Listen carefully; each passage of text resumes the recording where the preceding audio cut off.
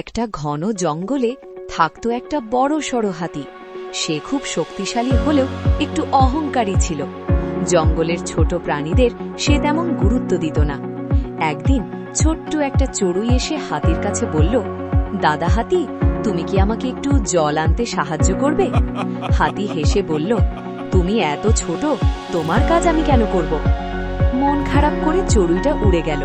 কিছুদিন পর জঙ্গলে খুব জোরে বৃষ্টি হলো, নদীর জল বেড়ে গেল, আর হাতি কাদায় আটকে পড়ল। সে যতই চেষ্টা করুক বেরোতে পারছিল না। তখন সেই ছোট চড়ুইটা সবাইকে ডাকল। খরগোশ, হরিণ, বানর সবাই মিলে ডাল লতা এনে হাতিটাকে টেনে তুলল। হাতি বাঁচল। লজ্জায় মাথা নিচু করে হাতি বলল, আজ বুঝলাম ছোট হলেও সবারই মূল্য আছে। চড়ুই মুচকি হেসে বলল, বন্ধু হলে সবাই সমান। গল্পের নৈতিক শিক্ষা। একসাথে কাজ করলে বড় কাজও সহজ হয়ে যায়।